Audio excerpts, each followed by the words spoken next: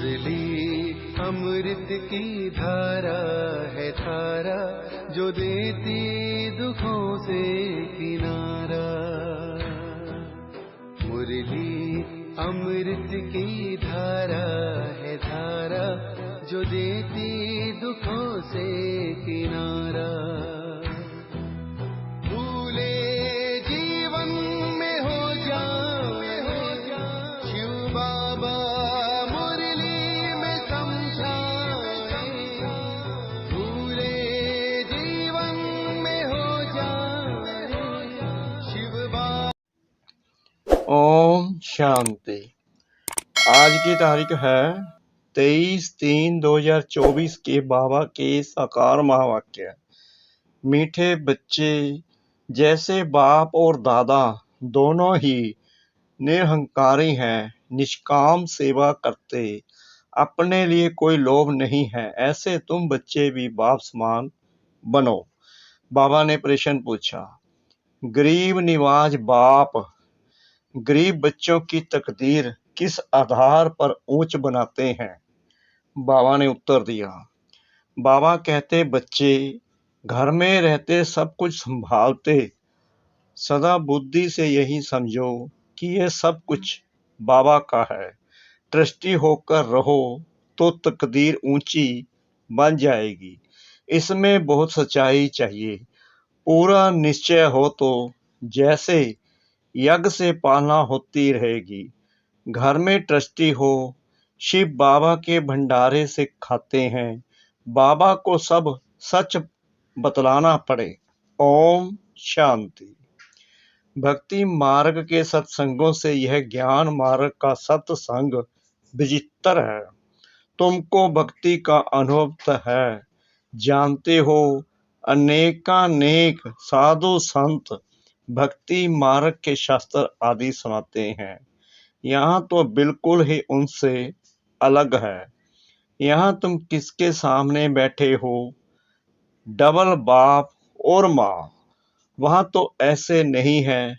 तुम जानते हो यहाँ बेहद का बाप भी है, मम्मा भी है, छोटी मम्मा भी है।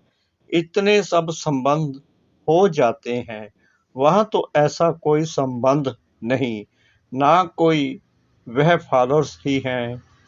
वो तो है निवृत्ति मार्ग। उनका धर्म ही अलग है, तुम्हारा धर्म ही अलग है। रात दिन का फर्क है, यह भी तुम जानते हो।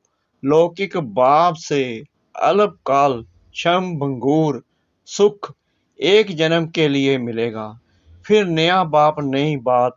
यहाँ तो लौकिक भी है, परलौकिक भी है, और फिर अलौकिक भी है। लौकिक से भी वर्षा मिलता है और पारलौकिक से भी वर्षा मिलता है। बाकी यह अलौकिक बाप है वंडरफुल, इनसे कोई वर्षा नहीं मिलता है। हाँ, इनके द्वारा शिव बाबा वर्षा देते हैं, इसलिए उस पारलौकिक बाप को बहुत याद करते हैं, लौकिक को भी याद करते हैं। बाकी इस अलौकिक ब्रह्मा बाप को कोई याद नहीं करते। तुम जानते हो यह है प्रजापिता, यह कोई एक का पिता नहीं। प्रजापिता ग्रेट ग्रेट ग्रैंडफादर है। शिव बाबा को ग्रेट ग्रेट ग्रैंडफादर नहीं कहते। लौकिक संबंध में लौकिक फादर और ग्रैंडफादर होता है, यह है ग्रेट ग्रेट ग्रैंडफादर। ऐसे ना लौकिक को ना परलौकिक को कहेंगे। बाबा कहते हैं ऐसे ना लौकिक को ना परलौकिक को कहेंगे। अब ऐसे ग्रेट ग्रेट ग्रैंडफादर से फिर वर्षा मिलता नहीं। यह सब बातें बाप बैठ समझाते हैं। भक्ति मार्ग की तो बहुत ही न्यारी है। ड्रामा में वह भी पार्ट है जो फिर चलता रहेगा। बाप बतलाते हैं तुमने कैसे 84 जन्म लिए हैं। 84 लाख नहीं, बाप आकर अभी सारी दुनिया और हमको राइटियस बनाते हैं। इस समय धर्मात्मा कोई बनता नहीं, पुण्य आत्माओं की दुनिया ही दूसरी है। जहाँ पाप आत्माएं रहती हैं वहाँ पुण्य आत्माएं नहीं रहती। यहाँ पाप आत्माओं को ही दान पुण्य करती हैं।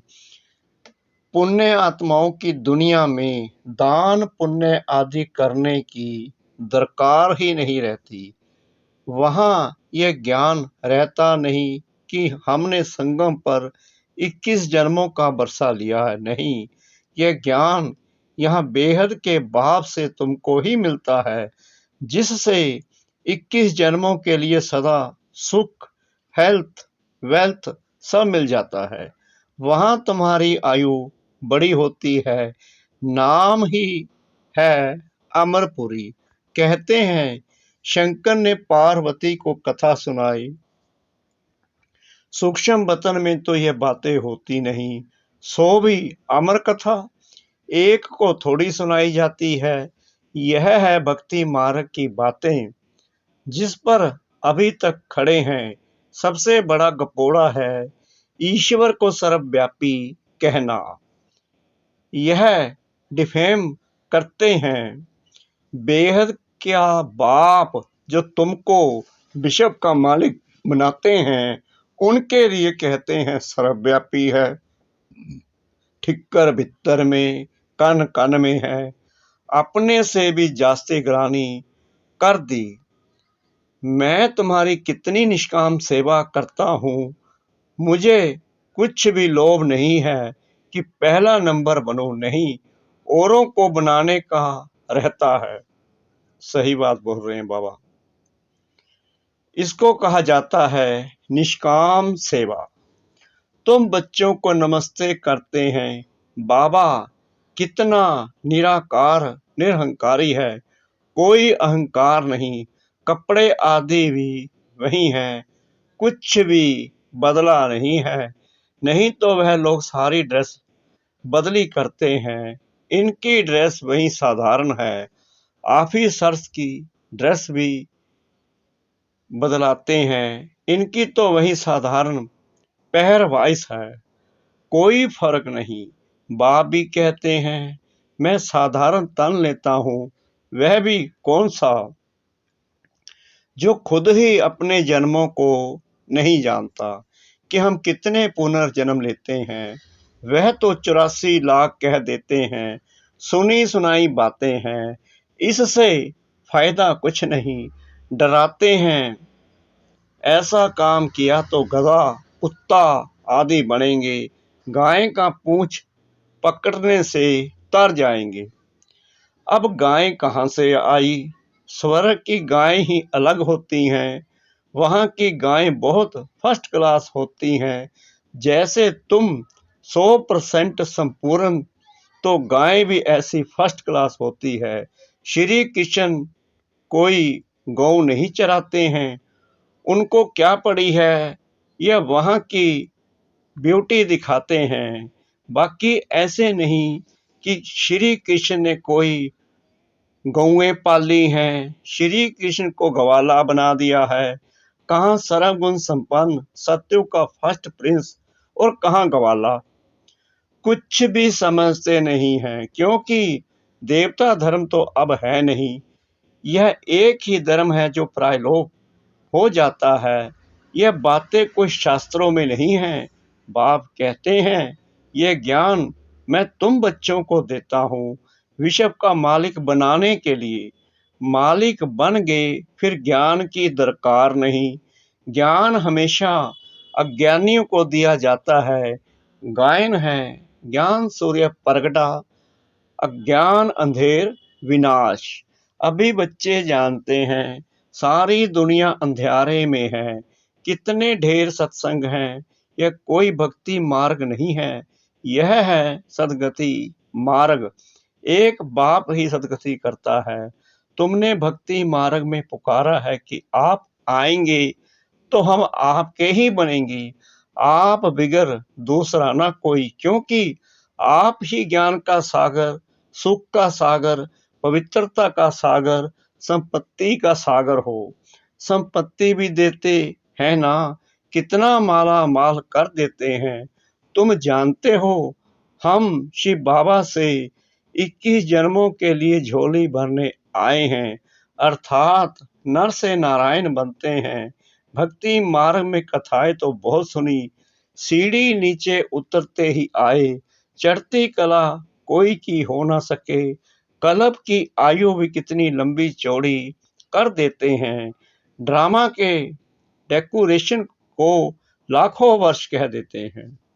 अब तुमको पता पड़ा है, कल्प है ही 5000 वर्ष का, मैक्सिमम है 84 जन्म और मिनिमम है 1 जन्म। पीछे आते रहते हैं, निराकारी झाड़ है ना, फिर नंबरवार आते हैं पाठ बजाने। असल में तो हम निराकारी झाड़ के हैं, फिर वहां से यहाँ आते हैं पाठ बजाने। वहां सब पवित्र रहते हैं, परंतु पाठ सबका अलग अलग है, यह बुद्धि में रखो। झाड़ भी बुद्धि में रखो।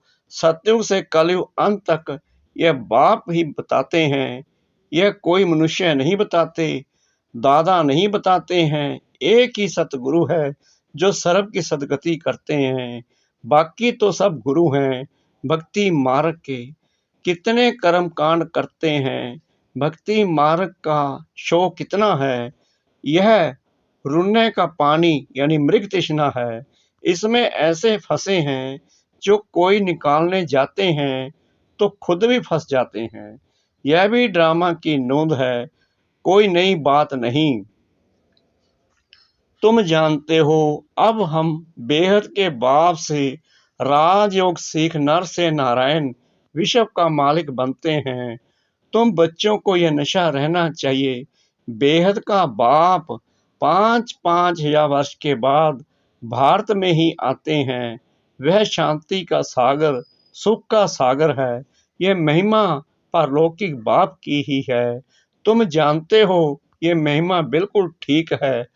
सब कुछ एक से मिलता है, वही दुख हरता सुख करता है। जिसके सामने तुम बैठे हो, तुम अपने सेंटर पर बैठे होंगे तो कहाँ योग लगाएंगे।